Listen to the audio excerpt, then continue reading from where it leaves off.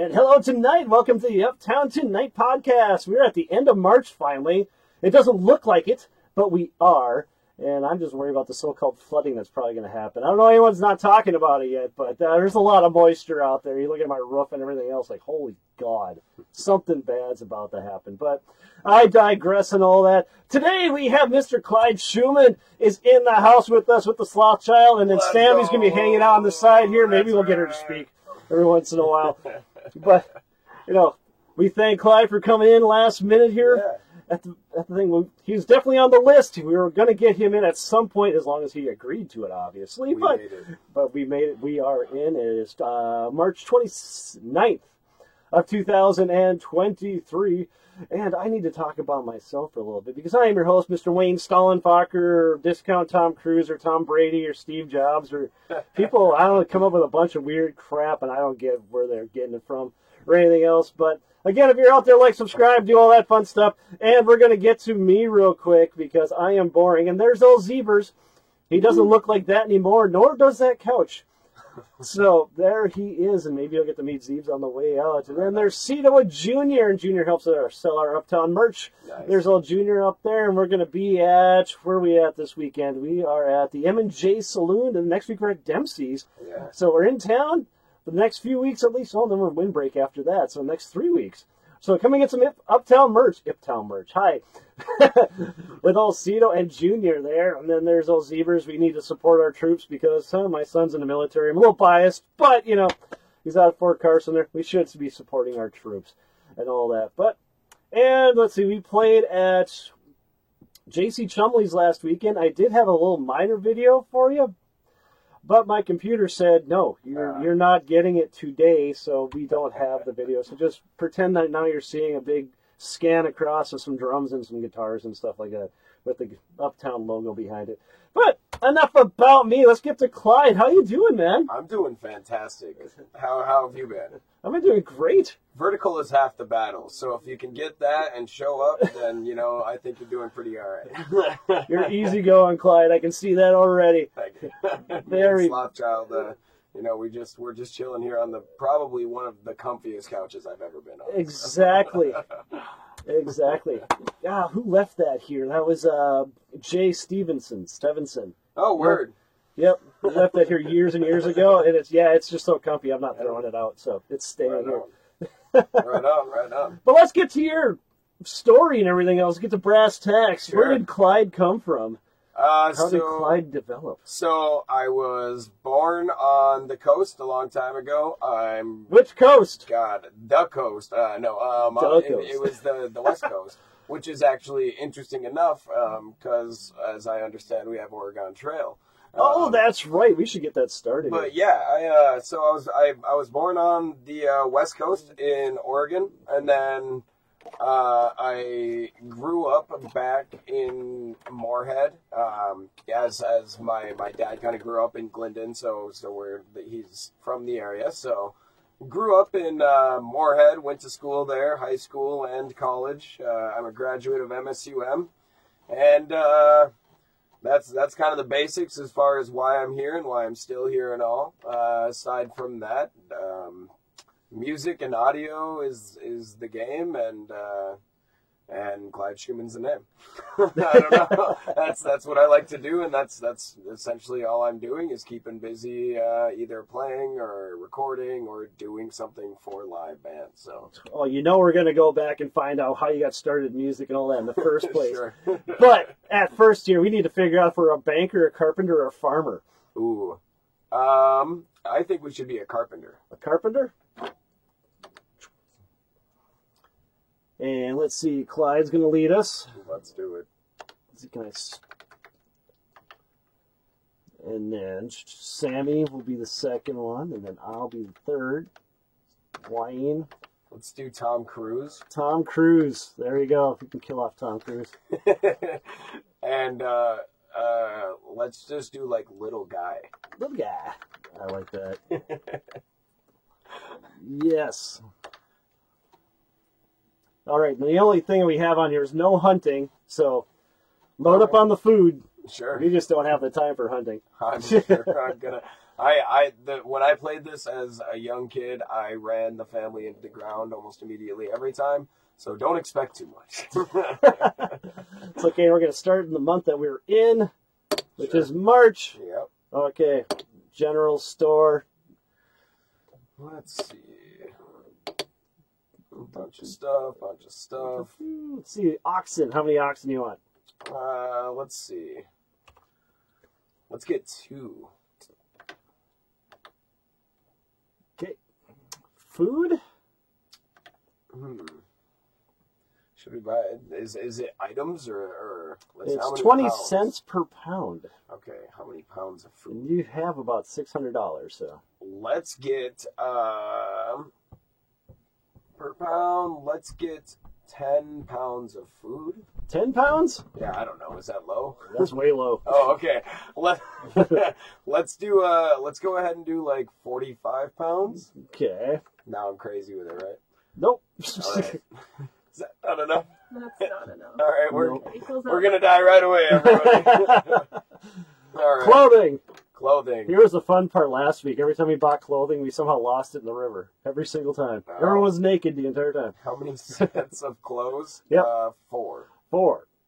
Okay. And then spare parts. We don't need ammo. Okay. How many wagon wheels do you need?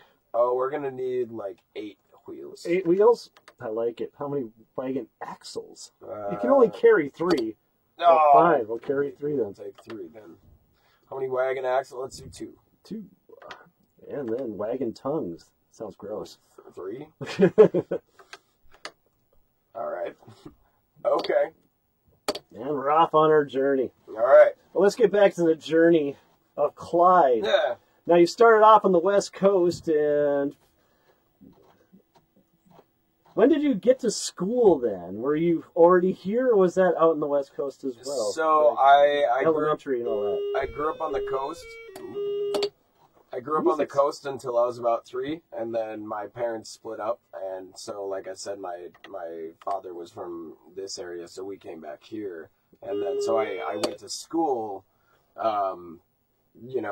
kindergarten or preschool as well, starting in Moorhead. So as early as 4, I was enrolled. Oh, so you're in Moorhead. What elementary school did you go to? Riverside Elementary. Riverside. We were driving by, and I was just not in awe, but I was impressed that he knew what Riverside was, and none of the kids know it anymore. So. Yep, Riverside Elementary, and then I went to Propsfield. Yeah, and then I went to Thomas Edison for a little bit. Oh, Edison. Yep. The Edison eggheads. And then the last year that I was in Edison, I think Moorhead did the thing where they had switched over from what was it? I think the high school wing, or the high school was just kind of rebuilt. So the middle school at the time became an elementary school. So that was Ellen Hopkins. So Ellen Hopkins became an elementary school. I think Robert Asp became an elementary school, and then they kind of put the middle school systems. It all changed at some point. So then I went to middle school in Moorhead. And is that where you started music then, or did you start before that? I started music in, I started playing guitar when I was about 7 years old. 7? Yeah. Man, nice. It's been a minute. And then I started getting involved more in organized things with orchestra. So that was with the Moorhead Orchestra program. So I think Brian Cole and Doug Neal at the time, I think he's retired now, but they had the one Wednesday a week they would kind of do a route to the schools, and so I think that was like 4th or 5th grade is when we started doing that. Exactly. So, yep, did that, and then all through middle school was playing in orchestras and doing choirs, and same throughout high school. Got a little more involved in theater and some tech stuff on the back end. Most of my technical experience wasn't necessarily in school or doing behind the board work for shows. It was usually a lot more stuff in at home, where my dad worked late nights, and there was always a question of whether or not I was practicing the amount of hours I was practicing required for orchestra. So he's like, I need you to start recording your rehearsals. And I was like, okay. Oh, wow. So I started figuring out how to do all that stuff. Nice. Yeah. That's an interesting way of getting into it, though. That's right. It's almost a punishment, but then again, it just turned into something golden. So you learn a lot on the fly really quickly. Exactly. Especially about like losing files and how to recover lost files and how to tell a client about a lost file or misplaced file. Deliberately misplaced. Well, before we get back to your guitar type thing, we're crossing a river. Oh, Kansas no! City. Okay, we got 632 feet across, 5 feet deep. What are we going to do? Are we going to ford the river? Are we going to caulk the wagon? Are we going to take a ferry? See if conditions improve? The weather is cool. I love how get more information is that just like is that us doing the action of figuring out more information, or is that just like telling us what each thing does? No, it's more or less it shows you a really 8-bit picture and then gotcha. a little bit of the river. let's caulk the wagon and float it across. All right, let's do it. I'm crazy. Here we go. You're grinding away, and we're going.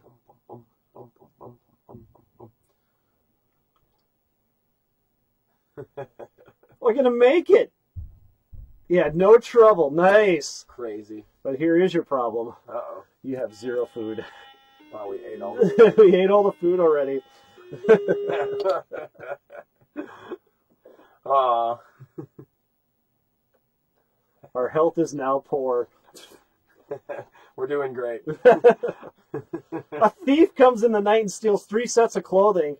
What is up with the clothing? I don't know. Why don't they steal the tongues? They don't trust it. Yeah. Oh, we're very poor. We're gonna die. Oh no! Sammy's got measles. No, Sammy. I'm not gonna make it. No. Hang it. Oh! Oh no! Oh, Sammy If you died. would have gotten more food. I didn't know. I don't know.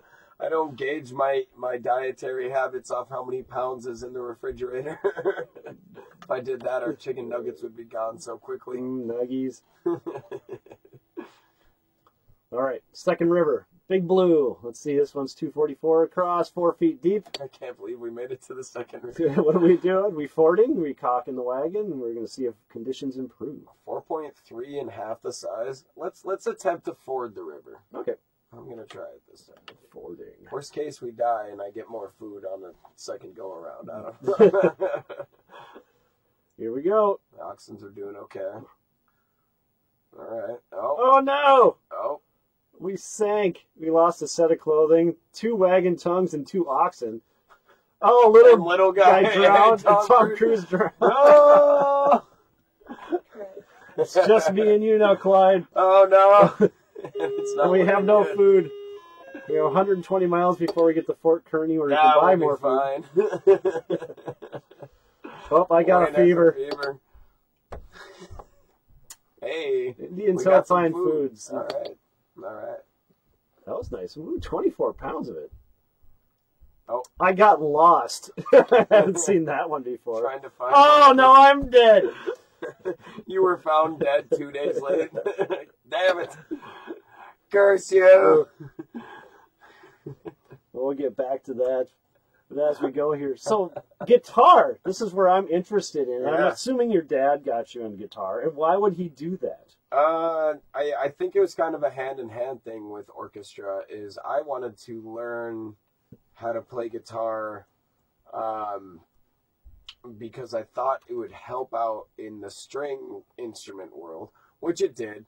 But my argument was that I could easily learn viola better if I had another string instrument. Not thinking at all that they are different tunings, different amount of strings, completely different play styles of instruments, and not at all in any way, shape, or form the same thing, other than reading notation. And even when it comes down to that, musicians have a bunch of different clefs to read, spanning the entire grand staff, essentially anywhere from bass up to treble, and viola is in tenor. And so I basically, I thought, yeah, there's commonalities, and then there was absolutely none other than the music theory behind the approaches.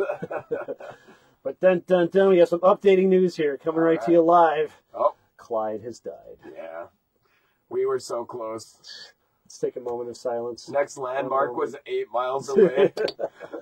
He had 6 pounds of food, plenty of nuggies in the fridge. I was walking at some point. There you are. Here lies Clyde. Here I am. Oh, you can see that on that camera. We made it. Even plays taps. Would you like to write an epitaph? I don't think I can. I'm dead. It's gonna be a no from me, Doug. We tried. We almost made it. Oh, let's see. 8 miles. Oh, it's just This is right my over age there on the horizon. Oh, but I'm so tired. That's weird. Whatever. Floppy disks, am I right? Yep. Things are not working now. Kind of strange. I'll figure that out later. But there we go. Nice. So obviously, you're playing viola. And how far did you take that into at least your academics? College. All the way up to All the way to college? I think I stopped playing in orchestra in my junior year of college, or what would have been my junior year. Seriously? Yep. Wow. Yep. I stayed busy with it. And that was at MSUM, correct? Yep. Yep. Well, Sure. I went to school at MSUM, but I think they have the tri college orchestra, so it's Concordia, NDSU, and MSUM all put into the thing. But yeah, that was great. I went all the way through Dr. Chen Byers, and then after that, I believe it was Grisey for a semester, a year. Oh, Monty, then, yep. Yep, Dr. Grisey. So, yeah. So I took that all the way through. And then studying, like, at MSUM, I studied music industry and recording practices and studio, and a lot of that comes with needing X amount of music theory background, music basics, all the other stuff like that. And then also studying business and science and physics, because physics and music, it's all just a bunch of sound pushing air, right? It's just a bunch of speakers making noise. So having a good understanding of everything all as a cohesive thing is... Well, so you took it that far, actually figuring out the physical reasonings why things work. So yes. That's cool. There's a lot to it. Yes, there is. You know. But it's a lot of fun, and I like what I do with it, so... Okay, yeah. So here comes the thing. Did you graduate? Yes. And what degrees? With those degrees. It was with a major and a predominant focus in music industry and recording practices or studio practices. Okay. Or studio production, and then with minor in business and science. So. Jeez. Yeah. That doesn't sound fun at all. It's a cool drink of water on that one. It's one of those things where I think a lot of people are really intimidated by that kind of concept, but you don't have to force yourself into the 3.5 year or 4 year degree box. I took mine at part-time pace, so I didn't overwhelm myself in any capacity of like, they want me to take 16 credits this upcoming semester, so I better overload with 22 and then hope it works out. Nobody does that. Exactly. So I kind of poked my way in through a couple generals here, a couple generals there. Okay, get some business stuff out of the way here, do some sciences, and then after I got a good healthy amount of the core classes that would cover just about every degree, that's when I looked harder into, okay, let's start the music degree. So that kind of lent in and of itself within my scheduling, because then they would say, most of you guys are, as I understand, are taking level 100 theory and piano, and I know you're all taking business 100 as well, and I'm in the back like, I already got my business classes, so I got extra time, so it was careful planning of getting as many generals out of the way, and then focusing directly and as hard as I could on the degree itself. So that's just entirely too smart. That's not how music majors work. I know, and I'm a bass player, so I mean, like, everybody's got what they got to say about that. So, yeah. No, that's awesome. So, where are you working at now? So right now, I'm head of technical production at the Aquarium Dempsey's, which is downtown Fargo. I'm also the head of technical direction over at FBC The Hall, and as well as I kind of help out with sanctuary event centers because, you know, there's always weddings to be had and birthday parties and DJ parties and all this, and everybody wants to get in on having a venue. So I stay busy doing all that, as well as just doing some my own freelance work with recording, mixing. I'm not going to call myself a mastering engineer, but I do a little bit of mastering as well as say doo-doo. So it's good. But it keeps me busy. I try to stay active within it, you know. It's a lot of people would say no rest for the wicked, but I say a bored mind is a dangerous mind, you know. It definitely can be. Oh man. So, oh man, I got stories. right. So how'd you get into that in the first place? I'm assuming that you're doing that before you graduated, at least in the realm of what's happening there. So as I said, when I was younger, I had to start recording my rehearsals, and then that kind of led into lending hand in hand with taking guitar classes, because I used to go to Marguerite's for lessons and stuff with a fantastic gentleman who is in the Johnson Family Band. I think they're based out of Minnesota still, but Tom Johnson, shout out. So I took a lot of lessons from him, and I had a previous, I think, Jim, one of either the managers or the owners of Marguerite's at that time, as well. But I took lessons from both of them, and it just kind of went hand in hand with, I'm going to record some guitar, and then I started recording stuff for myself. So I was always kind of getting involved with the audio world, and from that, you know, that was as early as 12 years old or something. I started, you know, I had a little USB mixer at home, and I was running into Audacity of all things. Of course. Yeah. So doing Audacity or like Windows Movie Maker, but just using it for like the audio. So I would point the camera just like at the desk, and then just like place it somewhere in the room that would get good audio, and then I would just rip the audio off of Movie Maker. Oh, nice. Yeah. Whatever happened to Movie Maker anyways? I don't know. Adobe. Yeah. So I was kind of involved with, at least that was my earliest introduction to like producing music or even using microphones with audio. But my introduction to live sound or having to do something for people in front of crowds was, I had a band, one of my first high school project bands or whatever, called Back to Basics. BASIX, Basics. Oh yes. Yeah. The edgy X. Because we went hard. and so it was kind of the same thing where we'd go to rehearsals and we had like 3 cameras, and I would just set them up throughout the room. Nice. That would get the best audio. And then I would take, now instead of having just 1 channel, I now have 3 channels of audio. So I started mixing live recorded audio. I mean, at the end of the day, all it was, you know, just like muffled garbage with a little bit of, you could kind of make out some Pearl Jam lyrics. I don't know. Like, it was Eddie Vedder quality for sure.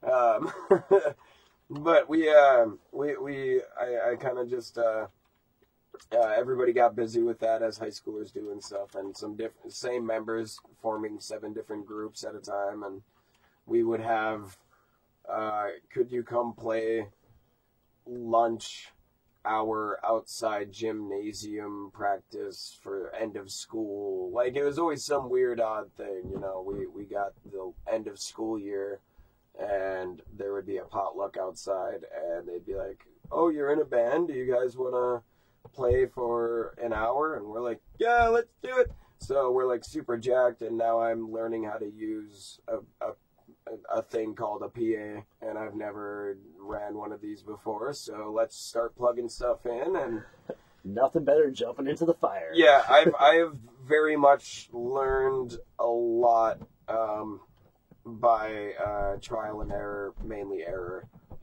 That's how you learn, though. Yeah, big time. It's cool to try something and say, oh, cool, that's how that works. But you really learn when you say, oh, yeah, I should never do that again, because now that thing's blown up over there, so let's never plug those in, you know? So. Exactly. It's very, very true, because if you do something right the first time, you have no context of what you just did. It just did it. It just happens. Yeah, and then you come back the next time, and you think it's going to happen again, you realize, oh. Yep, and then I had a good amount of friends who also supported throughout high school as far as some of that. So Matt Tingham, who is one of the local drummers, he's a phenomenal drummer and also a drum teacher over at Drummer's Journey. He was on the podcast a couple of weeks ago. Shout out Matt Tingham. Yes, shout out. As well as some other good friends of mine like Nick Taylor, who's a bass player and he's a fantastic musician. He's also coming to move back into Fargo. But just growing up with a lot of people in the high school class that I was in and one or two below me, it was a lot of, hey, we heard you record, could we come over and do something? So like Nick and Matt and a friend of theirs named Riley, and I remember we did probably one of my first multi-tracking projects ever on Reaper. That's when I was using Reaper or Cubase, one of the two. And but I had them come over, and I bought like a little seven mic drum pack from CAD or CAD mics or whatever, and I'm perfect. And I placed them up on Matt's kit, and he played drums, and then I had Nick do bass, and we did the whole dubs and everything, and it was the experience was phenomenal and a lot of fun, but the project itself, I mean, I had no idea what the hell I was doing with stuff like that. Like proper headroom and clip gain and stuff, and like everything was kind of going in through a Tascam U80 mixing board that I still have. That's used for the record player. That mixer board, I've had that around for over a decade, and so it'd be like all the drums into this kind of crappy analog board, and then I would like left right into my USB. So like, I was very much at the mercy of trial and error. But having all these people around my age group and kind of being able to bounce off stuff like that was really cool for all of us, and it's just kind of been a growing thing ever since. So in college, being around a lot of those people who, like I said, my friend Nick is a musician, he's also a sound guy, so being able to bounce off a lot of, what did you work last weekend? How did that go? Why did you ever do that in the first place? Why wouldn't you do that? You know, like what happened, you know? So, and then I was also at the end of high school, started the Skoskank Redemption with Dan Christensen and Andrew Ochoa. And we kind of gained a lot of traction fast. So we had to buy a PA and a van and a trailer. And we get everything going. Okay, now we're playing gigs at Zorba's in the summer, and they required us to bring our own PA. Oh. So we had our friend Alex Johnson, who is also graduated MSUM in the audio degree. He works down at First Ave now. But he would come along for the ride for those and like run our sound while we're playing. Nice. Eventually he graduated, like 2 years or something, 2 or 3 years before I did. So he moved away. Okay, well now who's going to run our sound? Well, I knew how to hook everything up, and if I had to call Alex, I certainly could, so I kind of ran the sound for Zorba's gigs. We'd drive out there early. I would set up the board on the stage, and for those who may not know Zorba's, basically you walk into this back door, and immediately to your left hand is a stage that's about 6 feet tall or so, or it's supposed to be, you know, up to shoulder height, pretty much, shoulder or head height. And there's these narrow stairs you have to carry everything kind of up and around. It's almost like a trailer drop stage. So I'm setting up the soundboard on the stage. I'm setting up the soundboard on the stage against the wall.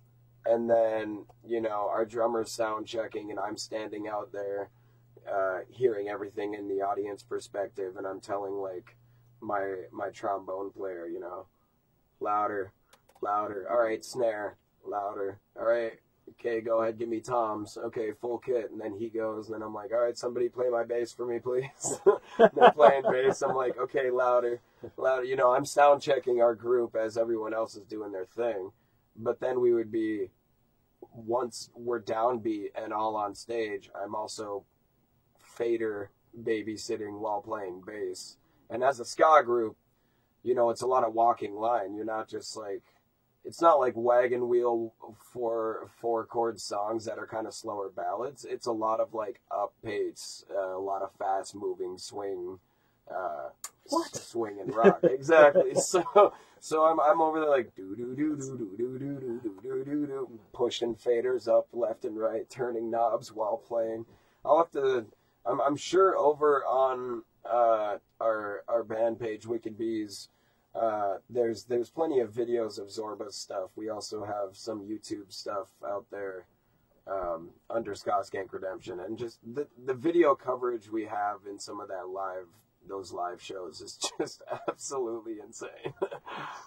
So, yeah. I'm definitely have to check that out now. Just hearing the backstory on that is cool, cool. I just remember seeing the name Ska Skank Redemption. I just thought it was a fun name to say. That's right. I always remember Ska Skank. Ska Skank Redemption. That's right. I did not know that Dan Christensen was in there until today. It's like, oh. Yeah. Oh. Yeah. Shout out the band. Yeah, shout out. So the story behind the start of that is when Best Buy used to be in Fargo and also used to have their music department. What? Right. That for the summer and a half that they decided to give everybody else a run for their money before running that directly into the ground. Yes. Best Buy had a music department. But yeah, so I'm playing bass one day in the music department, and I was a big Red Hot Chili Pepper guy, which, speaking of which, Chili Peppers over at the Fargo Dome, I believe, next Thursday. Is that coming up this quick? I think so. Whoa. Yeah. I thought it was this summer. Well, I guess summer's around the corner, too. Or maybe it could be sales opening. I don't know. I'll double back on that. That's okay. But yeah, so the Chili's are coming. Yes. I was in there playing some slap bass, and I see this gentleman walk into the area and plug a guitar in, and I'm like, man, it is next. It's 4/6, so it's next Thursday. Whoa. Okay. He comes in, and he's just he's kind of he's just doing the guitar noodles, you know. I was in there playing some pretty cool riffs, and this guy's noodling on his guitar. But no, he kind of, and I was like, okay, I'm gonna play something that's just so obnoxiously like loud and stupid that it'll probably like scare this dude away, right? So I start playing Around the World. I'm just like, bow, bow, bow. And then he comes in just and I turned around and I was like, yeah, so now we're playing Chili Peppers together. And after a while, Dan just turns and he's like, dude, that's right, man. Are you in a band? Do you play anything? Like what's going on? We should definitely jam sometime. And we exchange information, jam once or twice, and then we meet our drummer, Andrew Ochoa, and kind of. I know Andy. Yeah. So then, as the three-piece, we're jamming at Andrews, throwing around. What songs do you know? What songs do you know? Oh, okay. What about these? Are you guys Green Day fans? And we're all like, hell yeah, we're Green Day fans. Come to find out later that all three of us were at the Fargo Dome Green Day show, where on that tour, Billy Joe would often he brings up somebody to play guitar for a song, and for that tour it was Jesus of Suburbia, and so he's like, what key is this song in? And some kid in the crowd says C sharp, and he's like, get up here. Pulls him up, and he's like, this is gonna be the biggest train wreck to come out of Fargo ever. Let's hit it. And they did, I'm the son of Rage and Love. Start playing Jesus of Suburbia. It was Dan Christensen that got pulled on stage to play guitar for that. So that's serious? Yeah. So that turned into a whole, we're just like, all right, we're forming a band. It doesn't matter. Just met you guys. We're doing a band. We get some horn players, and yeah, ska came back into Fargo almost right after Kimmy Gibbler left. Oh, that's right. Kimmy was there too. Yeah. Yep. Before that was 3 Minute Hero. Yep. Exactly. Yeah, I miss ska. That was always a lot of fun. It's coming back. Sorta. Is it coming back again? The fourth wave is on. Yeah. The fourth wave has begun with bands like Kill Lincoln and We Are the Union and Catbite, and it's Germany. And what? German. Jer. Yeah. Ska 2 Network. Yeah. Excellent. That's Yeah. good to hear. Definitely Yeah. good to hear. Well, we got to get to this week's weekly report here. Yeah. So we'll get to that, and then we got some photos we need to go through, because I got some questions. Hell yeah. So here we go. See you now. We miss you, man. Zero.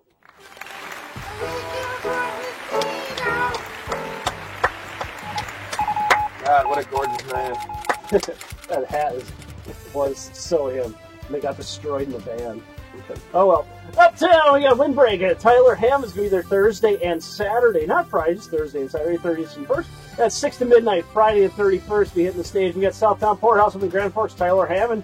Be heading up there in between the Windbreak slots. And then we got TAC. We had James the Giant Peach. I believe that's a musical that's going to be happening from Wednesday through Saturday, probably Sunday. I might have missed that. That'll be happening at the TAC. And at the Fargo Theater, we have Pink Martini featuring Tina Phillips. This Wednesday, probably happening right now. And then Zepparella will be out there on Saturday the 1st. We've got all-female Led Zeppelin tribute band. That looks really interesting.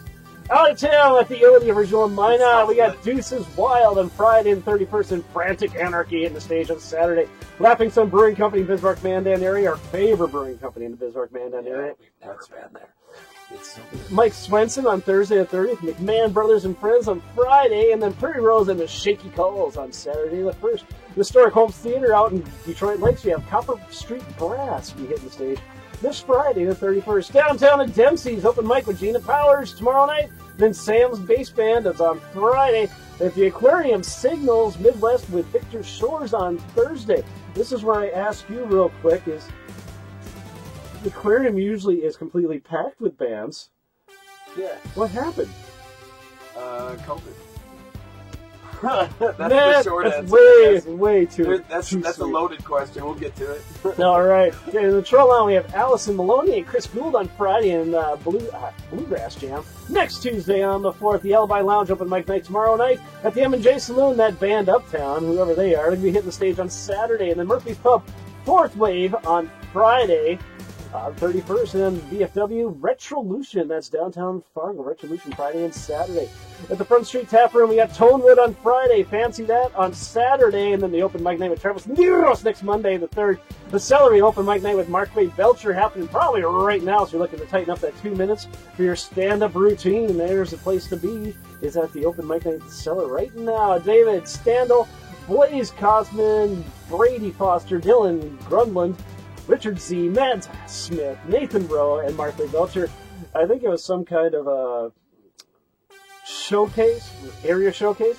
for stand-up tomorrow night on the 30th. And then we got Side Street Jazz Night next Monday the 3rd. Especially have Classic Rock Redemption Friday and Saturday. The Jasper Hotel, the North Skies, Thursday the 30th. I think it's their last time there this month. And then the 40th Street Delta, we have Kathy Brecky, the 42nd Street Jazz Band tomorrow night. Then Dan Brecky on Friday the 31st. And the Deadbeats hitting the stage out there on the 1st. Downtown Acoustic Corner, Dan Brecky at Murphy's Pub, a couple blocks away from here, probably there at this moment. So, get on out and see some Dan Brecky. There you go. Thursday, March 30th, you got Jim White, Sweet Shots, and then Friday on March 31st, the end of March, you got Zach Thomas at Tailgaters, Kyle Colby at the Icewind, Rick Adams at the VFW in West Fargo, and then April Fool's Day, Saturday, we have Michael Pink, Silver Spike, and let's see, Zach Thomas, I gotta read. Swing Barrel. And Mike Morris at the Silver Dollar, and Rick Adams again at the J.C. Chumley's. And I believe that's all we have for this week. So enough of that fun stuff. Let's get back to the action here. So Yeah. we got a bunch of pictures, Clyde. And there's some ones that, like this exact first one. I hope this is you. Oh, God. But Oh, God. that does not bite. I could not figure that out. That's actually the good twin. The good twin? Yeah. Okay. I absorbed his power already. He's no longer around. I did see the date was from 2012 or something on there, so Yeah, it does explain a little bit. I tried to grow the beard. It wasn't ready yet. My beard still isn't ready. I try and try and try. I think I still have that suit. That's when Do you still fit into it? No. Oh. I mean, it's comical when I wear it, which means I do still fit in it, and it's great for shows. So, no. Cool. What was that for? I like the little narrow tie too. I think that's beautiful problem. Brown. Oh, Yeah. got the lays going on and everything. Yeah. So this was Ampeg. Nice. I think this was NDSU Battle of the Band or NDSU like Band Showcase 2012 or so. It's probably that same year. So this is one of not the one of the first gigs that Skank Redemption played, but it was definitely the first year. Because I think we started in the fall of 2011 and we started playing that following year, whatever. So this would have been like summer of that year, and we played with I think it was a band called Midwest Coast, or I'm pretty sure it was Midwest Coast. But John Schreier, shout out, he lives in the cities now. Excellent. And I just love that. It's a Tercel, right? No, that was my first. It's Corolla, Toyota. Toyota Corolla. I'm just a car guy. Toyota Corolla. Yeah, I ran that thing into the ground. I used and abused the hell out of that thing, but it was a solid, steady car. Yep. Yep. Is that one of your first ones, or it was the first one? The first. Oh, it's the OG. It's the first. Like, got my Mustang out in the garage right now. Just waiting. No, it's too much snow. Yeah. And here we are, enjoying the scenery. Love the clouds. Yeah, my buddy Jesse. I think this was a Jesse Tinker, and it's got to be a Tinker and I. So, Low Speed Chase in our album cover photo thing. There's me on the left, Bobby on the right, and then Jesse's laying on the ground. And he was our original drummer and for that band, and our sax player for another ska band I was in called No Thumbs Up for a while. And so him and I made the road trip all the way to Pikes Peak, Colorado. And I think this was the second time we went, I want to say. All for a photo shoot? Yeah, I think so. That and coffee mugs. Oh, that's awesome. Yep. I love Pikes Peak. It's a beautiful space. This, I have no idea where the hell this would be, but the ceilings are so low in this picture. That is the aquarium, isn't it? I was like, I can tell by all that. Yeah, that's foam up there for sure. That's the stuff everybody thinks is asbestos at the aquarium. Oh, okay. Which it's not. It's soundproof, flame retardant spray stuff that is not asbestos. And even if it was, it's got the best in us. So, you know, like, asbestos is fine. Oh. But this is a later Skoskan gig. I say later because this is when I had the beard, not just the mustache. So this was potentially one of the last handful of gigs we played. And that there is me and our sax player Danny there, Danny Zarek. He lives in Colorado doing the jazz thing now. So, beautiful guy. I love his hair. That is probably one of my favorite photos. It's a good one. Yeah, that's that. I don't know what else to say about it. I love that bass. I still play that bass religiously, and everything else about it is horrifically nasty. That bass is so beautiful. What kind of bass is that? That is a Ernie Ball Music Man Bongo 5-string bass, 2013 edition. There we go. All your gearheads out there. Yeah. Oh. And kind of same thing with that guitar. That's probably, I think my first guitar ever still lives at my parents' house. But this guitar is the oldest one that I still play all of the time. And that's my main guitar. But this was taken in the backyard of a friend's house when he was trying to, I think he still has it, but I'm not entirely sure what his creative focus on is anymore, whether it's graphic design or what. But for a while he was into photography. So my buddy Cody P Imagery, I believe. Shout out Cody P. Yeah. So is that an actual Gibson or is that... That's an Epiphone. Epiphone. But I do have a Gibson Studio. Yeah. Oh, do you? Yep, it's exceptionally lighter. Now, this is what I had to throw up there because the Save Our Stages, hashtag Save Our Stages, I love that. It's kind of one of the reasons why we do this here with the Uptown Tonight podcast. We do believe a rising tide does raise all ships, and we're trying to do our best in order to help that part out.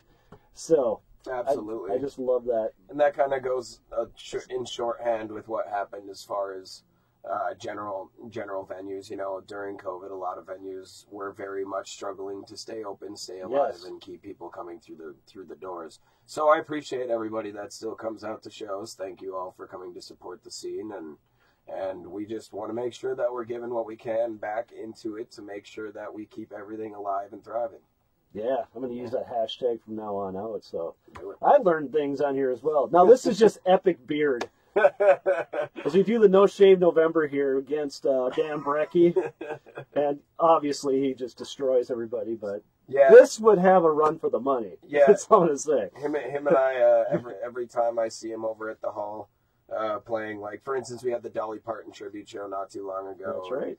And even before then, I think even like the night before or 2 days before, he was the same quote-unquote all-star band. I think it was for the Grand Ole Brewery that we did, and that's kind of like a country western revolving stage. Everybody gets a few songs, promotion type thing. So, but yeah, him and I are just always like, how's it hanging, brother? And be like, well, I took a shower today, and I'm like, well, the beard looks never better, so.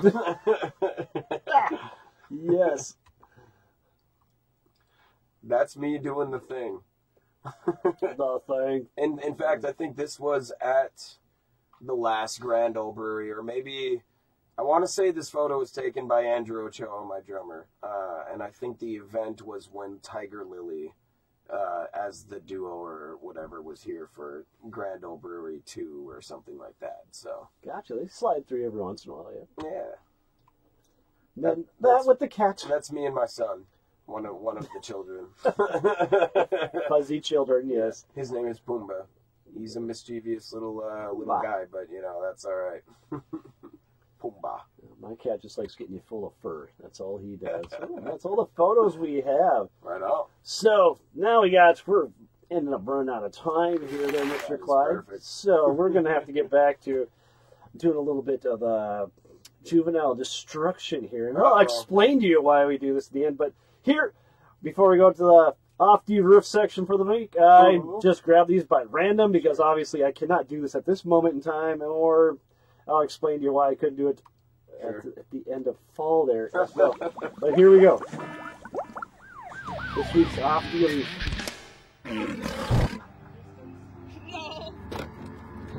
my daughter's helping me out.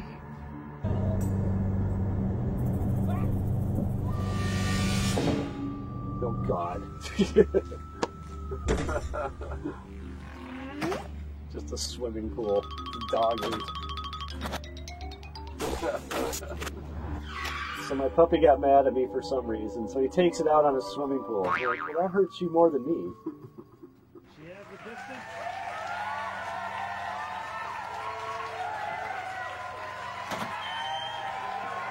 That's all it did. And there he is. That's perfect aim, too. You're hired.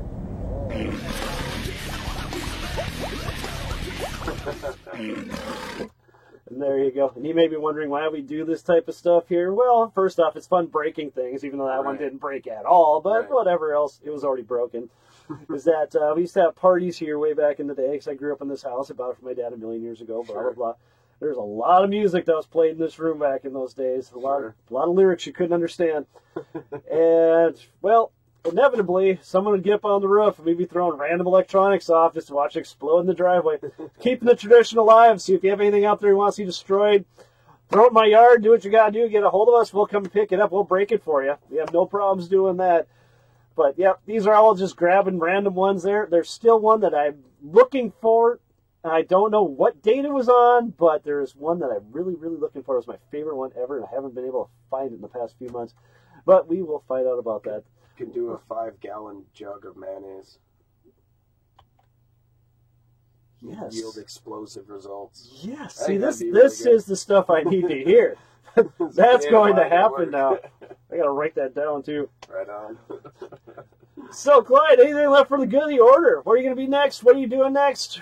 So next Saturday, April 8th, Sanctuary Event Center is having a 90s 2000s cover event where 3 or 4 bands are doing 3 or 4 different other bands. So, for instance, Low Standards is doing Fall Out Boy. D Mills and the Thrills is going to be doing Rage Against the Machine. There's going to be a band doing Foo Fighters, and then a group that we're doing is going to be Green Day. So we're going to be doing 40, I think it comes out to 45 minutes or so of Green Day set. Nice. All of different, kind of spreading the discography as much as we can within the 90s, 2000s era. So that's April 8th. Pre-sales are available for that now. There's also there's also door price available as well. And then April 22nd, the Wicked Bees is going to be at Dempsey's Pub downtown Fargo. Is that a reunion type thing, or That it is. Yeah. Nice. Yep. Yes. We're coming out of the woodwork to do a little bit of stuff. We got Bring our ska back. We got our horn players sorted out, and we're really excited for it. We're throwing a lot together for that. And then aside from that, Low Speed Chase is currently, I'm getting all the stuff back now as we're going, but we're amidst a 9-song album coming out later this year. So Beautiful. Yeah. Lots of stuff in the pipe there and everything going on. Stand You also have some streams that you do. You want to give those a shout out? I learned about these Yeah. right before we started. Yeah, so over at Twitch, Twitch TV / Rude Shoes, RUDESCHUS, so Rude Shoes. And then Sammy does Sailor Scully, and they are, so she does kind of Nintendo focused streams. For instance, the Mario Kart new maps have been kind of coming out over the past couple months, and so we've kind of been checking out the new Mario Kart stuff. And then I kind of spread a little bit all over different games. I'm currently playing Star Wars Knights of the Old Republic, which is an oldie, but a goodie. And I'm trying to figure out a way to eventually do like live mixing streams where, you know, come hang out while I do some project work and we'll talk and all that. So That's always fun, too. yeah, Yes. yeah. All right, perfect. Well, you can find us all from the Tiki Tacs up to the Instagrams on the Uptown Tonight podcast, or you can go to Uptown Band Fargo, you gotta make sure you get that right, .com. That'll have everything about the band and the podcast and all the other fun stuff in there. Again, if you want something to be broken online, we'll do it on film. All sorts of fun stuff. Yes. Throw it in my yard. Let me know if we'll come pick it up. Whatever else you want to do out there, because that's just what we do. So remember, if your drummer's got more charisma than your front man, band may be in trouble. Oh no! But that's why my band's doing just fine. So, until next time.